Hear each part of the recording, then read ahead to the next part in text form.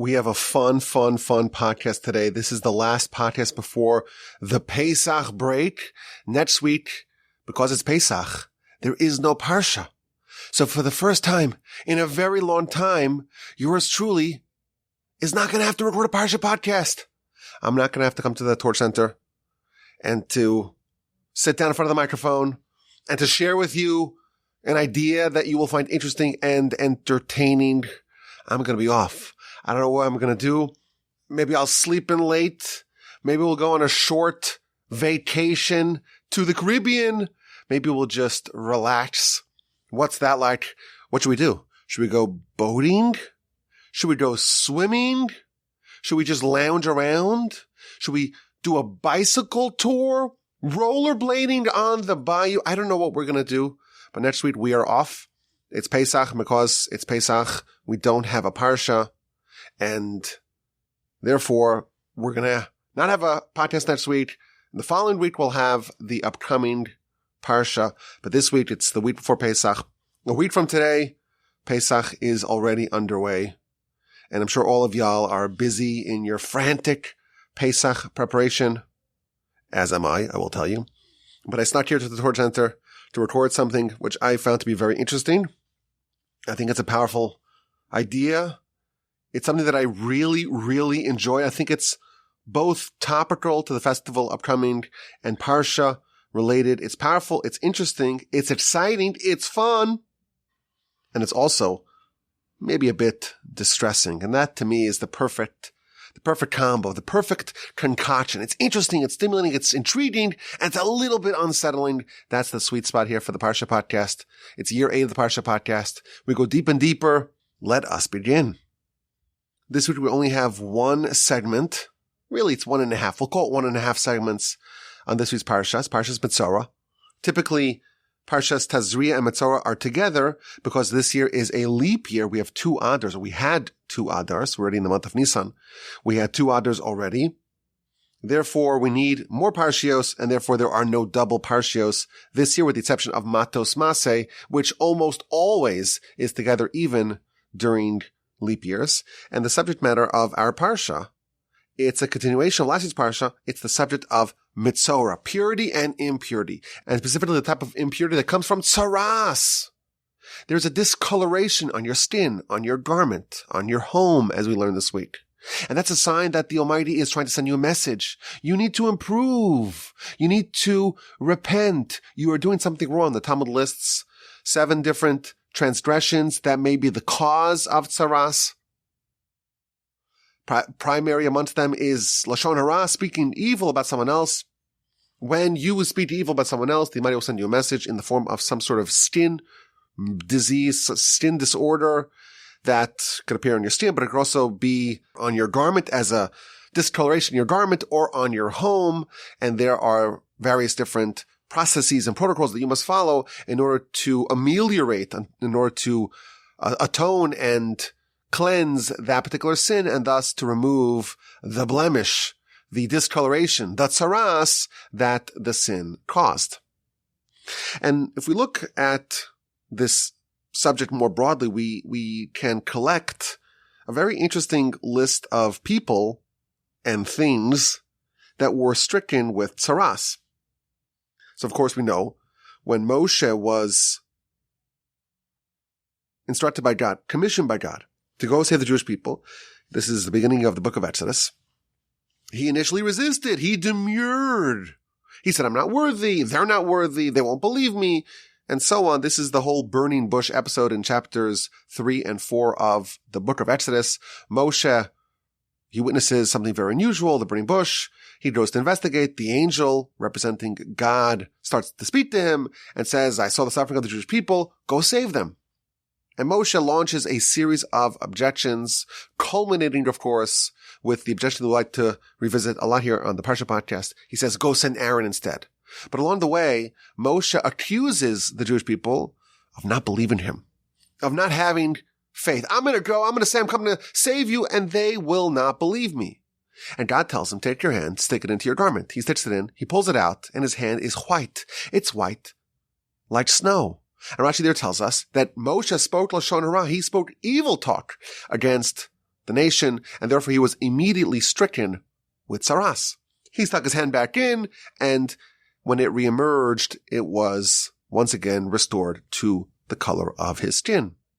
So Moshe is the first person documented in the Torah that had tzaraas. Now later on in the Torah, Moshe's older sister, Miriam, this is in the book of Numbers, she speaks lashon hara against her brother, against Moshe. She equates herself and other prophets and prophetesses, that's a hard word to say, prophetesses with Moshe. And because that is a degradation of Moshe's greatness, so she spoke negatively about her brother, she was stricken with tzaraas. This is the end of Parshas Beha'aloscha. Now, in addition to these two, our sages tell us that the serpent in the Genesis story, he spoke evil when he conversed with Eve, and therefore he too was stricken with tzaraas. And in fact, the scales on the skin of a snake, that symbolizes the, so to speak, discoloration, the disorder that the snake has in its skin. It has tzaraas. Cain, we're told, Cain and Abel, this is not explicit in scripture, but it's featured in literature. Cain, he had tzaraas. Pharaoh, in the beginning of the book of Exodus, the verse tells us that the Jewish people, they reached just this point where they were not able to bear it anymore, and they cried out to God, and God heard, and God understood, and God saw their suffering. This is, I believe, in the end of chapter 2 of the book of Exodus. And our sages tell us that Pharaoh, he had tzaraas. He was stricken with this skin disorder. And his physicians told him that the only way to be healed from this is if you take a bath in blood. And our sages tell us that every morning he would slaughter 150 Jewish babies and bathe in their blood. And then at night he would do the same with another 150 Jewish babies. And that was too much. And that was the breaking point for the Jewish people. And they cried out to God. And that's kind of the beginning of the shift from servitude, from oppression to salvation. So we have a very interesting list here. We have the snake, we have Cain, we have Moshe, we have Miriam, we have Pharaoh. Of course, once you go to the rest of the prophets, we spoke about this last week, Naaman, the general, King Uzziah, Gehazi and his sons. We're told in the Talmud that David, after his sin with Bathsheba, he too was stricken with tzaraas. It's a very interesting motley mix of people, some of the greatest giants we've ever had, and some of the worst villains. Now, what's really interesting is that there's another figure, a very important figure in our history and our philosophy. There's another figure that was stricken with tzaraas, or that is stricken with tzaraas, and that is Messiah. Messiah. What do we know about Messiah? So if you are listening to my other podcast channel, one of my other podcast channels called Torah 101, you know that we spent 16 episodes going through the subject of Messiah to its depth and its breadth. So you know a lot about Messiah, but most people, I'm assuming most people, even you, most likely you didn't listen to Torah 101. You're a Parsha podcast guy, but not the Torah 101. That sounds too rudimentary for me. I'm advanced. Maybe 201, maybe 301, not 101. Well, I would first of all encourage you to listen to the podcast channel, Torah 101, because it is wonderful.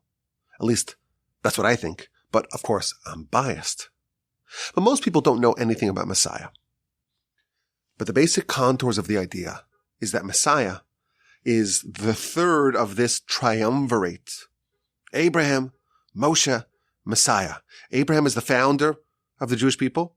Moshe, he's the one who brought us Torah. He kind of formed us into a nation, not just a family, but into a nation. And the third of this troika, well, that's Messiah. And Messiah is the one who brings us to our perfection. And alongside that, brings the whole world to its perfection. And we've spoken about this in the past. When Abraham, he travels to the binding of Isaac episode, he's traveling on a donkey. And then when Moshe travels to Egypt, he too is traveling on a donkey. And our sages tell us that there is a third person who's going to travel on this very same donkey, and that is Messiah. These three symbolize the three epochs of history. Abraham, he ends the era of chaos and darkness. He conceives of this idea of the Jewish people. He conceives of this world where God is known to all, where the knowledge of God is ubiquitous. Moshe is the one who coalesces the nation as a single entity and gives us our marching orders with the Torah. And the third and final element, the final leader that we're going to have, this transcendental leader that will lead us towards our perfection, well, that is Messiah. He's a king, and he's going to rule over our nation, but eventually the whole world, and he's going to rebuild the temple, and he's going to restore all the laws, and gather in the nation from the four corners of the earth, and so on. And we're told that Messiah is scheduled to come in the month of Nisan. So we had 2 Adars, now we're in the month of Nisan. And in the month of Nisan, that's going to be, we don't know when Messiah is going to come, but we do know that some significant event in the revelation of Messiah will happen in the month of Nisan, maybe still this month of Nisan. So it's topical, and it's also the Parsha, because we find many sources that tell us that Messiah is associated with tzaraas. For example, the Talmud tells us, this is in the book of Sanhedrin on page 97a, it tells us that in the times of Messiah, there's going to be a terrible devolution in the world. And there will be a lot of brazenness, and there will be a lot of inflation, and wine will be very expensive, and the whole kingdom will turn into heresy, and there will be no rebuke. So it's describing the features of the world of Messiah. And the Talmud tells us, Ein ben David ba, the son of David, the scion of David. Messiah will not come until the whole kingdom turns into heresy. So if you only have partial heresy, the kingdom is partial heresy, partial non-heresy, that's not the conditions for Messiah. The Talmud tells us the entirety of the kingdom has to be transformed into heresy. And the Talmud says, well, what's the scriptural source for this idea? How do we see in the Torah this notion that in the times of Messiah there will be rampant, ubiquitous heresy? You would think the times of Messiah, well, that's time of positivity, where there's going to be faith in the world, not heresy. So the Talmud says, wait a minute, what's the citation that you could bring? What's the source to prove this idea that when there is totality of heresy, that's when Messiah will come? And the Talmud cites a verse from tzaraas, a verse in last week's Parsha. It tells us that when a person is covered with a splotch of tzaraas, they are impure. If 98% of their body is covered in tzaraas, they are impure. If 99.9% of their body is covered in tzaraas, they are impure. But if 100% of their body is covered in tzaraas, then, quite counterintuitively, then they are pure. Similarly, the Talmud explains, when the world is partially covered in tzaraas, partially covered in heresy, well, there's no purity. There's impurity. But if there was a world where there is 100% impurity, 100% tzaraas, well then, Messiah will come. And this very much resembles a theme of Messiah in the literature, that there are actually 2 different scenarios in which Messiah can come. Either when everything is righteous, and therefore you would expect, well, this righteousness, the world is primed for this next stage of history, the next epoch of history for Messiah. But there's an alternative way that Messiah can come in a generation that's entirely wicked, completely covered in tzaraas. There is no redeeming element of purity. It's 100% impurity. Counterintuitively, that's That's the circumstances. That's the conditions in which Messiah can come.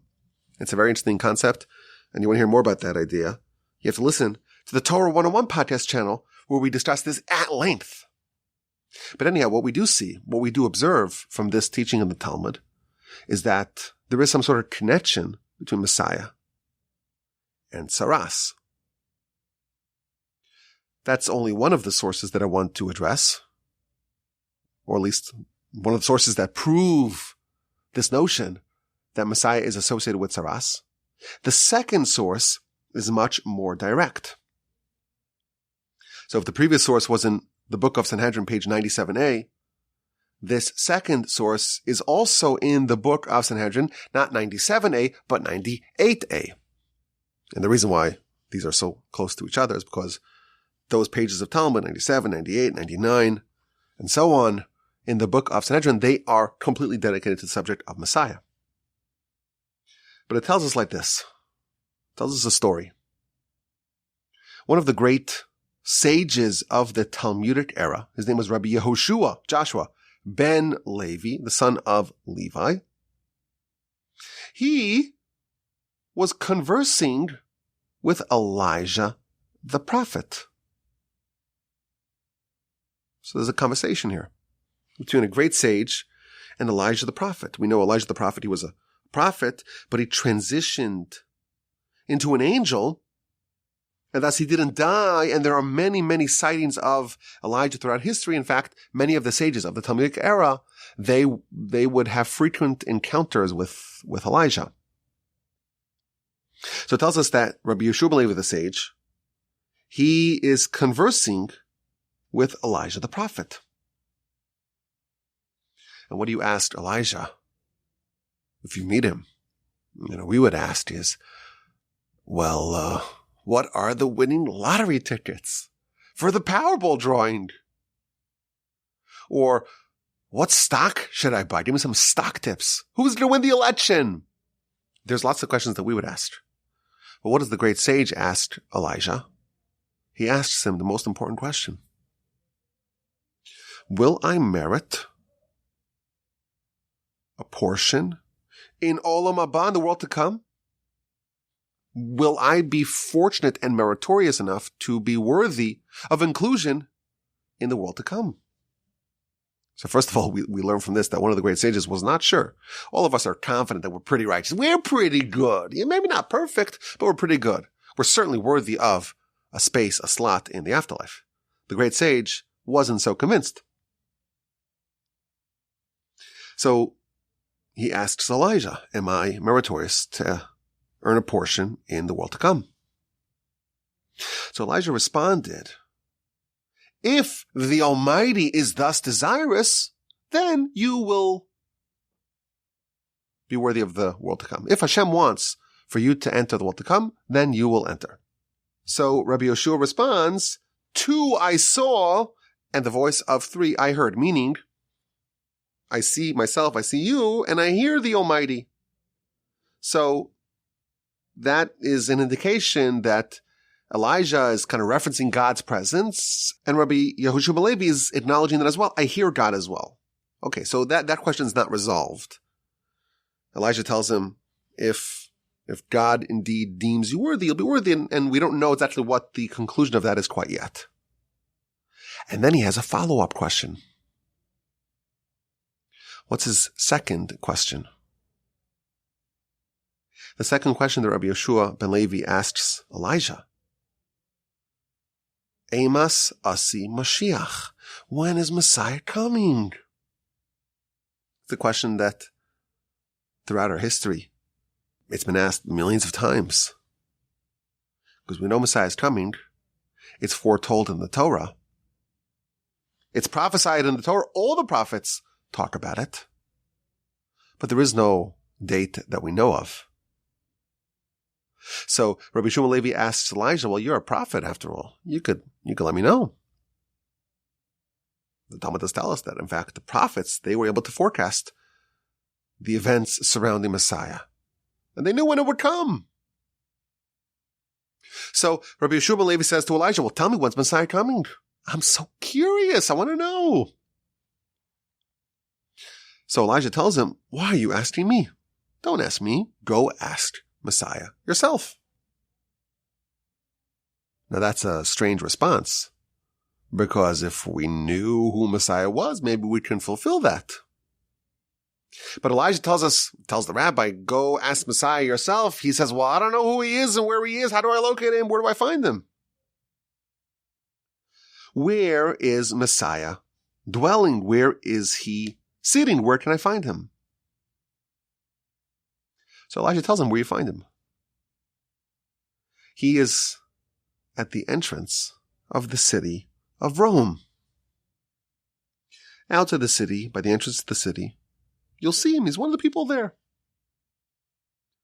And how do I find him? Which one? What if there are 10 people there? What if there are 100 people there? So Elijah tells him, this is how you find Messiah.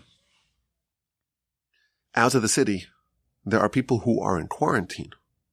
There are people who have tzaraas. There are people who are stricken with leprosy. And you'll see a lot of people, and they all have tzaraas. They all have this illness. And they're all dealing with the discomfort of their conditions. And they're all wrapped up in bandages. They're all trying to get healed from their illnesses. And you'll notice one of them is behaving in a bit of an odd way. Whereas everyone else, when they want to change their bandages, so if they have, let's say 5 or 6 different splotches where they have tzaraas and they're trying to deal with the wounds, with the illnesses, so everyone else, they would undo all the bandages and then apply the lotion or whatever they're trying to do to alleviate their condition. So they remove all the bandages and then reapply new bandages all at once. So if you have 5 or 6 different bandages, you take them all off and then you reapply the new bandages. But you'll see one of the people, one of the lepers, one of the people who have tzaraas outside of Rome, he's behaving strangely. Instead of taking off all the bandages and then reapplying them all at once, he does it one at a time. He takes off one bandage and then he does whatever he needs to do, takes care of business, and he puts it back on and he moves on to the second bandage and so on. And the reason why he does that, Elijah reveals to Rabbi Yehoshua ben Levi, is because Messiah knows that he's on call. He's on call. What if it's time for Messiah to come? And if he's half bandaged up, it's a problem. He'll need to finish applying all those bandages. So he only takes one off at a time and reapplies that wound or reapplies the bandage to that wound. So that way there's a much shorter amount of time that he could be ready. He could be ready at a moment's notice. Instead of having to put on 6 bandages, the maximum of bandages he'll have to put on, if he's called, if he's summoned, if he's paged to go act as Messiah, the maximum is 1. That's how you find Messiah. This is utterly fascinating. Elijah, the prophet, tells the great sage, Rabbi Yehoshua ben Levi, how to find Messiah. He is a leper, a Metzora, outside the gates of Rome. And he's on call. He's ready to go. And therefore, when he's tending to his wounds, he removes them one at a time. He unties, applies whatever ointment he has to put on, puts it back on, reapplies the bandage one at a time, as opposed to everyone else that's doing it all at once. Why? Because Messiah is always on call. Maybe, just maybe, this moment, it's time for him to be summoned to go save the nation, save the world. Fascinating. Okay, so what happens? So Rabbi Yehoshua ben Levi goes there. He goes to Rome, and he goes out to the city, and he spots all the people that are there, and he sees one of them, in fact, acting the way Elijah described. And he walks over to him and says, Messiah, nice to meet you. Shalom Alecha, Rabbi Yomori, peace be upon you, my master, my teacher. I know your secret. You're Messiah. Nice to meet you. So he responded back. What did Messiah tell Rabbi Yehoshua ben Levi? He responded in kind, Shalom Alecha bar Levi. Peace be upon you, the son of Levi, the son of Levi, Levi. So Messiah acknowledges him, not just him, but also his father. So Rabbi Shimon Levi tells Messiah, well, when are you coming? Le'emas asimar, when are you coming? And he responded with one word. Hayom, today. Rabbi Yehoshua Levi packs his bags, heads back home, all ready. Today's the day, so exciting, amazing, Messiah revealed to me when he's coming. And of course, Messiah did not come. It was a false alarm. And the next time he meets Elijah, he says, he debriefs him. Well, what happened? So the first thing he tells him, well, I greeted him. He greeted me back. So Elijah says, wait a minute. Messiah greeted you? Shalom alecha bar Levi? Peace be upon you, son of Levi? If Messiah acknowledged you and acknowledged your father, then I know for sure, your first question, do I have olam haba? Am I meritorious enough to be included in those who have the afterlife? There's no way that Messiah would have acknowledged your existence or the existence of your father if you were not meritorious. So the fact that he acknowledged you and he greeted you, we know that both you and your father are guaranteed slots in heaven. Okay, so the first question is resolved. But then he tells Elijah, this Messiah is a bit fraudulent. He's a liar. He's dishonest. Because he told me that he's coming today. That was some time ago. He didn't come. He said, Hayom, today I'm coming. And today came and went, and Messiah did not come. So Elijah tells him, no, you only heard part of his answer. His answer wasn't Hayom, today I'm coming. His answer was Hayom, im bekol tishmahu. You missed a critical part of his answer. Today, I'm coming, provided, so long as, conditional upon, im bekolo tishmo. This is a verse in Psalms 95, verse 7. Today, if you hearken to God's voice. Messiah is ready at a moment's notice, provided, even today, provided that we hearken to God's voice.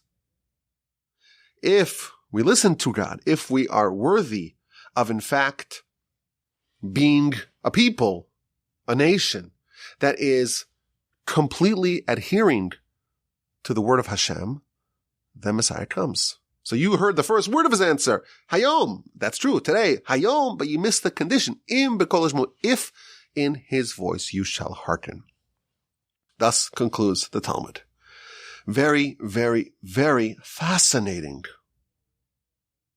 Now, the first thing is, it's also interesting.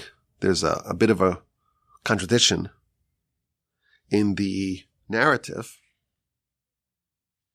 because Messiah is tying and untying his bandages. Why? Well, why is he not doing like everyone else? Untie them all and do all the ointment and then reapply them all at once? He's behaving like that because he has to be on call. He has to be ready at a moment's notice in case he is summoned. So evidently, Messiah does not know when he will be summoned. That's the implication. So this whole mission is to ask Messiah, when are you coming? And the description that we have of Messiah is someone who does not know when they're coming. So that's a contradiction that people asked on this Talmud. But that's only part of the fascinating, interesting insights that are being conveyed over here. And for our purposes, we see that Messiah is described as a Metzora, as someone who has tzaraas, and he's sitting outside of Rome. When we think of Messiah, we think of a king. In fact, the Rambam, when he talks about Messiah, he describes him as Melech HaMashiach, the King Messiah. A king is not a leper. A king is not an outcast. A king is not someone who was kicked out of the city, who is suffering from this malady. Why is Messiah described as a Metzora? And this question is, of course, debated in the commentaries. The basic answer that the commentaries offer is that Messiah, because he's a king, he's representing the whole nation. And based upon the concept that we're all really one soul, and therefore our merits and our reward and our punishment really can be distributed across the nation. One person sins, the other person is really guilty for their sin because they're just two halves of one whole. Two elements of one larger entity. Messiah is a person that suffers a lot, and his suffering cleanses the misdeeds and the sins of many of his compatriots. Just as if a single person, the Talmud tells us, if, God forbid, someone suffers, no one wants to suffer at all, but that cleanses a person's soul. A sin causes a blemish to the soul. The soul is corrupted. The soul is sullied. And there are various ways to ameliorate that. I just said the word ameliorate for the second time of the podcast. So let me undo that. There are various ways to remedy that. There are various ways to undo that. Of course, there's repentance. And then there's punishment. And what punishment does is it cleanses. It purges the sin from the soul. The Talmud tells us very clearly, Yisurim mimarkim. Yisurim, suffering, that cleanses a person, that purges a person from the effects of sin. And it's possible, the Talmud tells us, for one person to suffer, and that, even though they're not really deserving of suffering, but that cleansing does not go for naught. It cleanses those around them, their family, their community, and their nation. Maybe even the whole world. So, one of the themes here that the commentators suggest is that Messiah is a Metzora, this great leader, he's suffering, not for his own sins, but for ours. And when he receives the bountiful cleansing as a result of his suffering, that spills over to the rest of the nation, and our souls are cleansed. That is one idea. But there's a second question. Why is Messiah outside of Rome? Shouldn't he find a better place to hang out?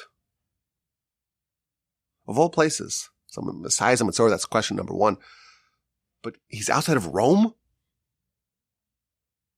Rome is the empire, the people, the nation that destroyed the temple. These are mortal enemies of ours. The suffering that we endured at the hands of the Romans is almost unparalleled. Maybe it's the worst. Maybe the Egyptians, I don't know. But it's certainly one of the worst villains, one of the worst villainous nations. That's the Romans. What's Messiah doing there? Why is he stationed outside Rome? Now, this is a question I also researched, and I found several answers. The easiest answer is, well, no, when it says Rome in the Talmud, it doesn't mean Rome in Italy. There's a city in Israel, in the Holy Land, called Rome. And just like there's a Cleveland, Texas. And there's a Paris, Texas. And they're not to be confused with Cleveland, Ohio, or Paris in France. And there's a East Palestine, Ohio, and that's not really like the other Palestine, but it's similar in one way that it's a total disaster zone. And of course, I know, it's not called Palestine, it's Palestine. But there's a Rome in Israel. And maybe that's where the Roman Caesars vacationed. We know that there was an underground tunnel connecting the home of Rabbi Judah the Prince and the Roman Emperor Marcus Aurelius Antoninus. So obviously the Talmud talks about that quite famously and memorably in the book of Avodah Zarah on page 10b. And they would study together. Then he would go through the tunnel to go visit the great rabbi, and they would study. So obviously this is not in Rome. The tunnel does not connect Rabbi Judah the Prince's home on the coastal parts of Israel. It doesn't go under the Mediterranean, obviously. So they had some sort of, we know there's a city called Caesarea. Why is there a Caesarea in Israel? Because, well, the Caesars, they named a city that they ruled in Israel, named after the Caesars, Caesarea, and so on. Caesarea. So maybe there was a Rome in Israel, and maybe that's where he was hanging out, which is an interesting suggestion. Now, actually, Rashi in his commentary, he says something quite novel. He says that when Messiah is outside the city of Rome, he's not outside the physical city of Rome. He's in heaven. He is in paradise. But heaven corresponds to this world. And where in heaven, where in paradise is Messiah stationed? He's in the part of paradise that corresponds to the city of Rome. That's the second answer, which again raises questions of its own and doesn't really fundamentally address our question. Our question is, why is he outside of Rome?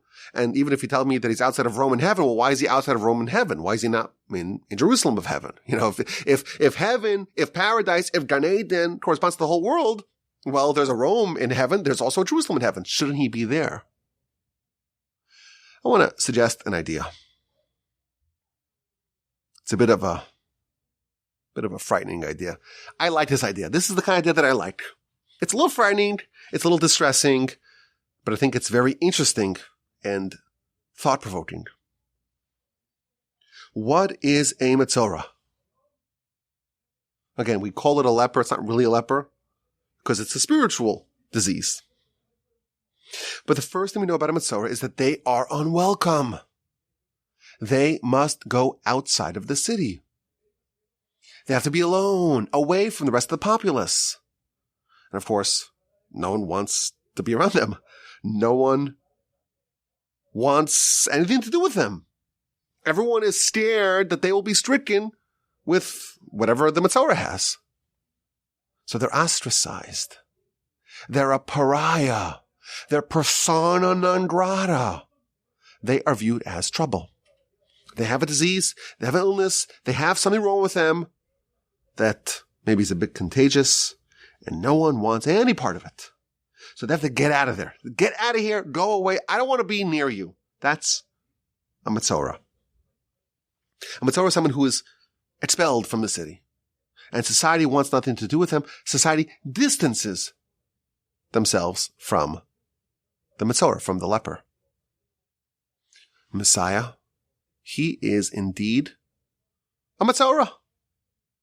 He is unwanted. He is fundamentally incompatible with society. But not all societies. Specifically, he is unwanted. He is unwelcome in Rome. Messiah is a Metzora outside of Rome. He is anathema to Rome. Now we know this is a very well-established principle in our philosophy, that Rome is the embodiment of one of our relatives. That cousin, that uncle that we're not so proud of. Rome is the embodiment of Esav. In the end of Parshas Vayishlach, chapter 36 of Genesis, it lists the various families and tribes and conquests and chieftains and leaders of Esav. And the last one it mentions is Aluf Magdiel, the chieftain Magdiel. And Rashi tells us, Ze Romi, this is Rome.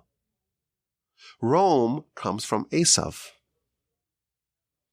Perhaps you recall when Jacob, Yaakov, and his twin brother Esav, when they were in utero, it was a dramatic gestation.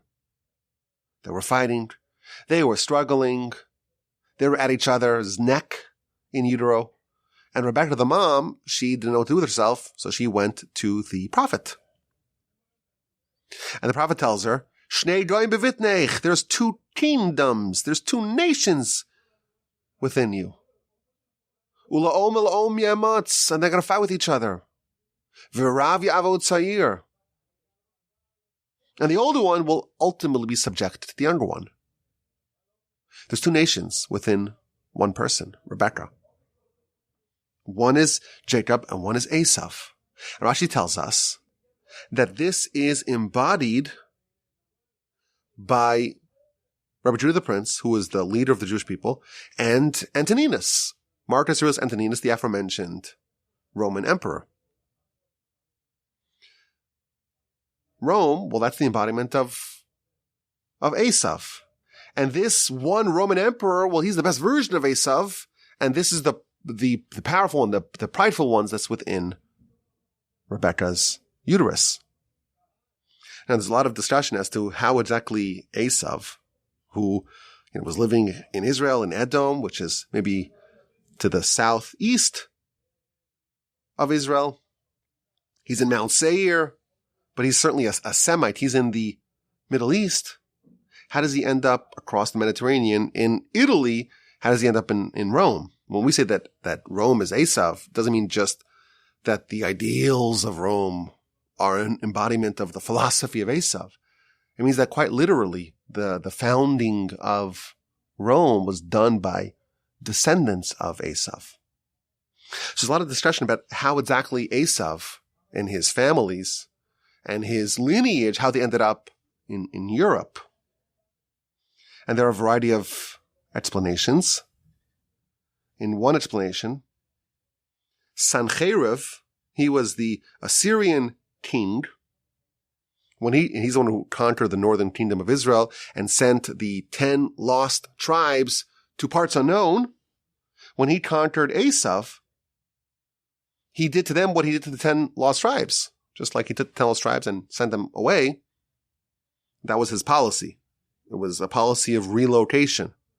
You take a nation, you conquer it, and you move them somewhere else. And they're displaced people, they're uncomfortable, and you just mix everything up.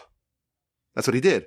So he took the Jews, the nation of Israel, the 10 lost tribes. He takes them out of Israel, moves them away, and in their stead he places the Samaritans. And he tried to conquer Judea, but he lost to Chistia. Well, he conquered Esav. And he displaced them like he displaced the rest of his subjects, and he moved them to Italy. And that's one explanation as to how Esav ended up in Rome. Alternatively, there is another interpretation featured by the Ramban in the book of Genesis, chapter 49, verse 31, where he tells about a war that happened between Joseph, who was the viceroy of Egypt, and some of the families of Esav. And it tells the whole story how Joseph won the battle, and he incarcerated some of the descendants of Esav, and they escaped from Egypt, and they went to Italy, and eventually became king, and they founded Rome. Regardless, Rome is always symbolic of Esav, and it's antithetical to Jacob. And these two were forced in utero to be in very close proximity to each other. And that's why it just didn't work out, because they're opposites. Like when you take a magnet and you flip it over to the side that's not attracting each other but repelling each other, there's tension, right? Because they're pushing away from each other. Jacob and Esav are opposites. They don't work well together. And you force them into utero together, they're fighting like cats and dogs all the time, because there's no way for these two to coexist.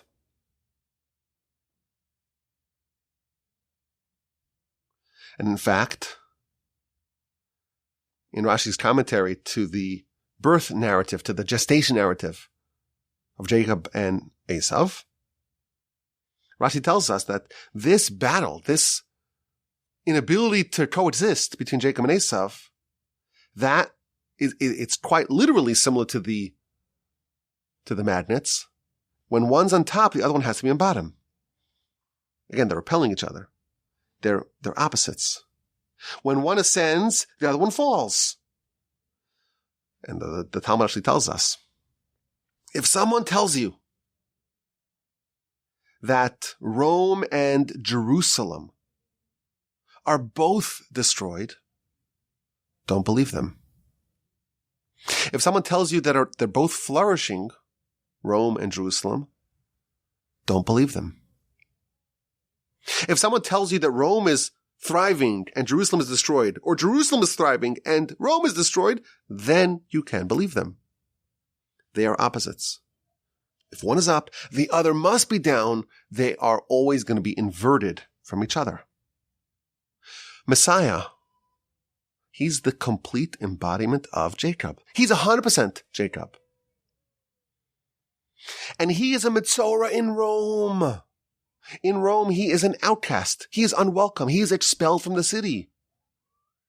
In Rome, in the epicenter of Esav, there's no way for him to be there. He cannot be in the city. He has to be outside the city. He has to be kicked out of the city. He's unwelcome in Rome because these two, again, cannot coexist. Now, here's where things get interesting. There's a reverse Messiah. There's the opposite of Messiah. You recall we mentioned earlier that the serpent, the snake, in the Genesis story, he got tzaraas. He spoke Lashon Hara, the Midrash in our Parsha tells us, and he got tzaraas. And that's the scales on the skin of the serpent. To me, there's perfect symmetry here. The snake was expelled as a Metzora. The Metzora is kicked out of Rome. The snake was kicked out of where? Of paradise. Of heaven. In a place that is 100% spiritual. In a place that's 100% Jacob.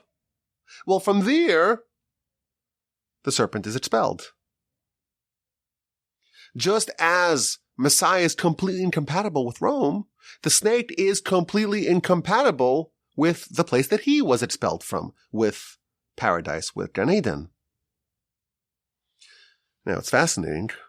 If you look at the gematria, so the numerical value of the word for snake, nachash, it's 3 letters, nun, ches, and shin, nachash, that's a snake, that's a serpent.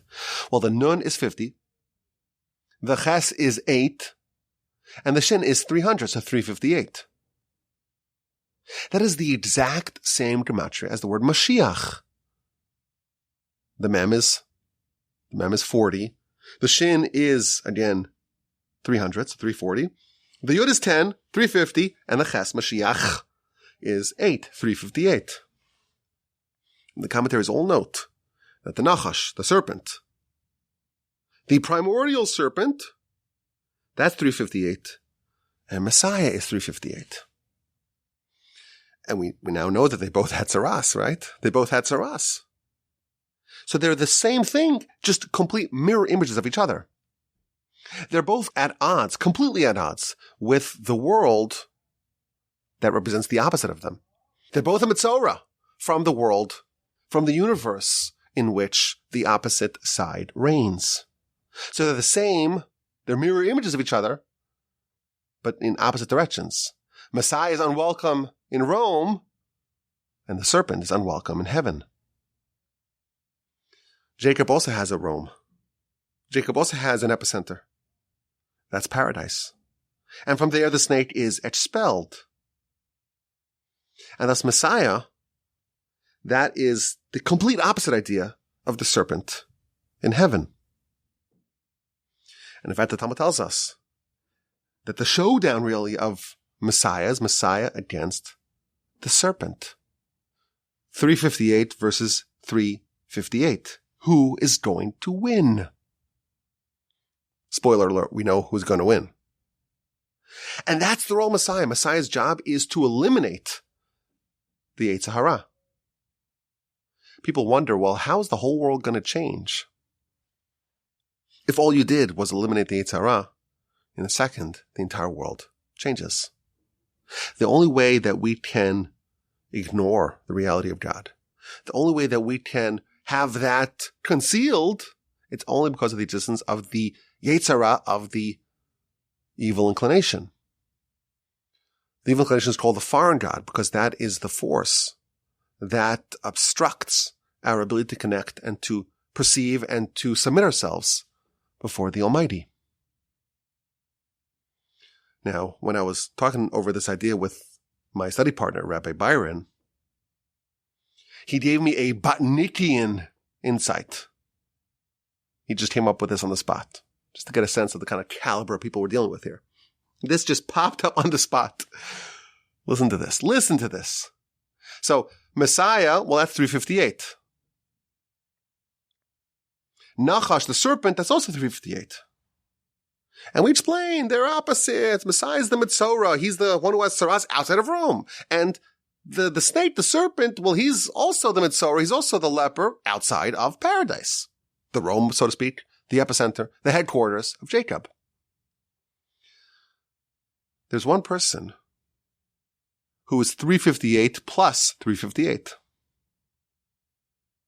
There's one person who is unwelcome both in Rome and in Jerusalem. There's someone who's the eternal outcast.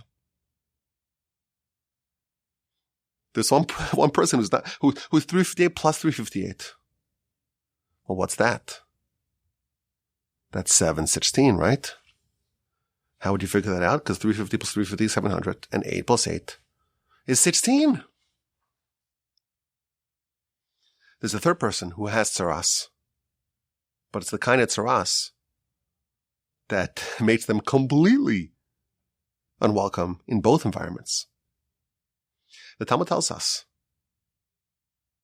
that the reason why Vashti, the first wife of Achashverosh in the Purim story, the reason why she didn't want to come to the king's party, Talmud tells us the book of Megillah, page 12b. She had tzaraas. Well, here's yet another person who has tzaraas. The name Vashti, what's the gematria? Well, the Vav is 6, the Shin is 300, the Tav is 400, so that's 706, and the Yud, that's 10, that's 716.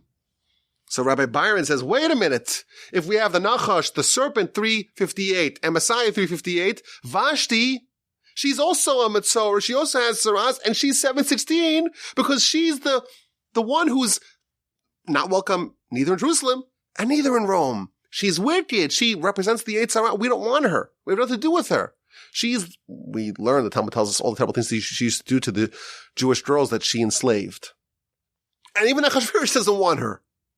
So she is unwelcome in both Jerusalem and Rome. She's anathema to both Jacob and Esav. She's a pariah, like both the snake and Messiah. The snake will be very comfortable in Rome. Messiah is very comfortable in Jerusalem, in paradise.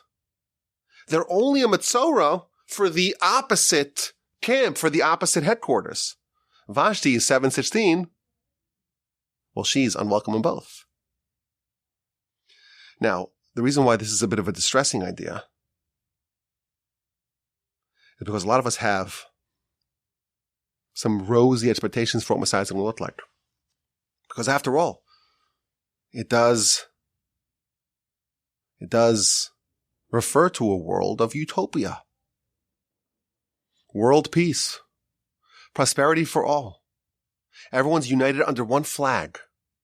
Everyone's going to acknowledge the existence and supremacy, complete supremacy of God. And everyone's going to say, we want to do your will. That's the world that we are anticipating. It's a world of 100% Jacob. And there's no place for Esav. And this is symbolized with the grabbing of the ankle, right? When these two children are born, well, Esav comes out first. He's got the head start. And the last moment, Jacob grabs his ankle. He catapults him at the very end. So it's the triumph of Jacob over Esav and the complete decapitation of everything Esav related. Our world, it's a world very much still dominated by Esav, by Rome.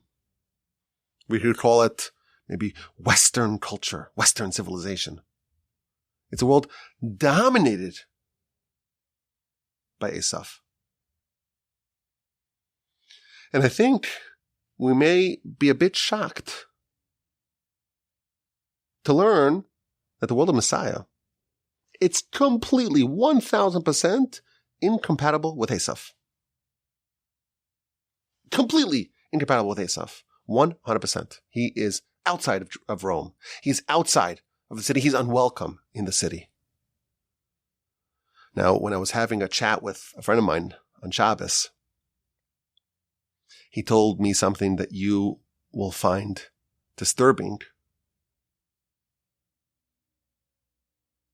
He said that, well, it's a little complicated because my friend on Shabbos told me what he heard from someone else who heard from someone else. So it's a little bit of a difficult idea to try to source. But he cited someone who said the following. It was a conversation from the 70s. In the 70s, there was the Islamic Revolution. And someone was lamenting the fact that the radical Muslims, the mullahs, the Ayatollah, they went and they were shattering all sorts of things. All sorts of elements of the modernity that was in Persia, in Iran. And they were saying how terrible it is that these mullahs come and they destroy all these things, all these elements of society and culture. And the great rabbi, again, we don't know who this is, but this is what someone told me. He's like, well, what do you think is going to happen to the Messiah? And it's disturbing because we don't want to associate in any way with the radicals and the Islamists of the revolution. But I think on a conceptual level, we have to understand that Messiah, he's the antithesis of Rome. And a lot of our perceptions of the world, a lot of our worldview, a lot of our Weltanschauung is molded and shaped by Esav. A lot of our obsession with materialism, our obsession with physicality, our overemphasis or over-indexing on matters of this world to the exclusion of matters of the spiritual world. A lot of us are influenced to some degree or another still by the attitudes and the ideals and the values and the priorities of Esav. And we're learning about a Metzora. Our Parsha talks about the Metzora. The Metzora has to go outside the city. And no one can associate with them. They're not welcome at all amongst the populace. Messiah is completely unwelcome in Rome.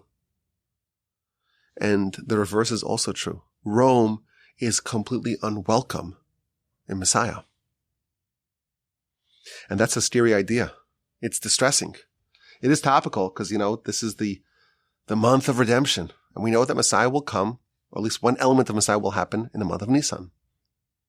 And the distressing idea is, all of us, to some extent or another, we have a little bit of Rome still operating within us. Esav still has a little foothold within us.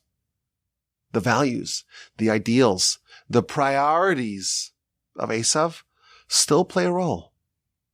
And that is something we're going to have to give up in the times of Messiah. And maybe we should even consider how much we can let go of Esav, how much we can re-embrace the ideals of Jacob, how much we can try to live our life today to make it as compatible as possible with Jerusalem, with the heaven. How much of a role does the serpent still play in our lives? It's not inconsequential. This is the podcast that I wanted to share with you before Pesach. I like it. I have to say, this is an idea that I like. I know it's a challenging idea, and it's maybe a bit distressing, and we want everything. We want to have the prowess of Esav and the physicality, materialism of Esav, but also the great spiritual conquests and the great spiritual values and mores of Jacob. And here we're discovering that no, they're not compatible. And that's a bit distressing. But I think it's certainly something to ponder. I love the concept again, because every time I read this Talmud, I was like, whoa, what's he doing? Messiah is a Metzora sitting outside of Rome. It's such a provocative teaching in the Talmud. And I think this is an interpretation that we can share. I enjoyed it. I like it. I think it's a nice way to sign off this semester. We're off next week. We're off. What are we going to do? How are we going to celebrate it? Are we going to have withdrawal symptoms? Is it going to be hard to get back on track the week after Pesach? It might be. This is a serious concern. But next week, there's no Parsha. It's the festival of Pesach. I wish all of y'all to have a wonderful Pesach, an uplifting Pesach, a chad kosher v'sameach, a happy and kosher Pesach, and may we indeed merit to witness Messiah and the redemption and the restoration of the Davidic monarchy speedily in our days. Have a wonderful day.